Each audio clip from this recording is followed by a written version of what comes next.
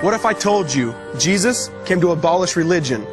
What if I told you voting Republican really wasn't his mission?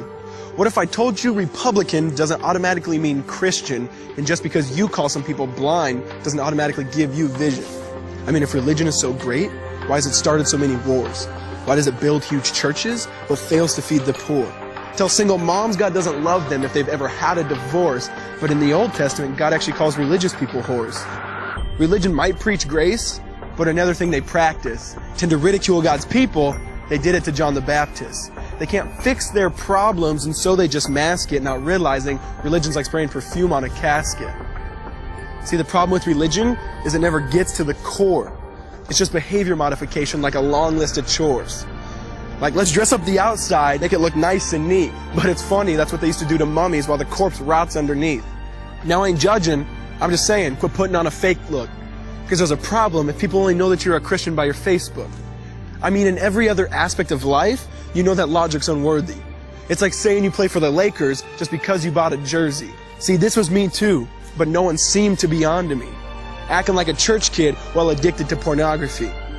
See, on Sunday I'd go to church, but Saturday getting faded, acting if I was simply created to just have sex and get wasted. See, I spent my whole life building this facade of neatness, but now that I know Jesus, I boast in my weakness. Because if grace is water, then the church should be an ocean. It's not a museum for good people, it's a hospital for the broken. Which means I don't have to hide my failure, I don't have to hide my sin. Because it doesn't depend on me, it depends on Him. See, because when I was God's enemy, and certainly not a fan, He looked down and said, I want that man.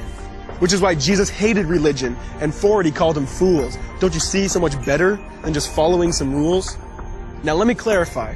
I love the church, I love the Bible, and yes, I believe in sin. But if Jesus came to your church, would they actually let Him in? See, remember He was called a glutton and a drunkard by religious men.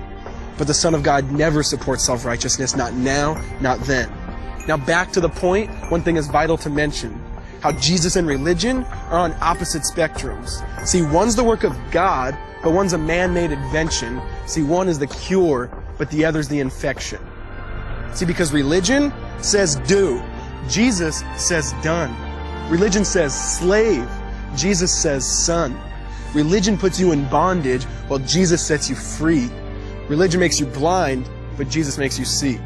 And that's why religion and Jesus are two different clans. Religion is man searching for God. Christianity is God searching for man. Which is why salvation is freely mine, and forgiveness is my own. Not based on my merits, but Jesus' obedience alone.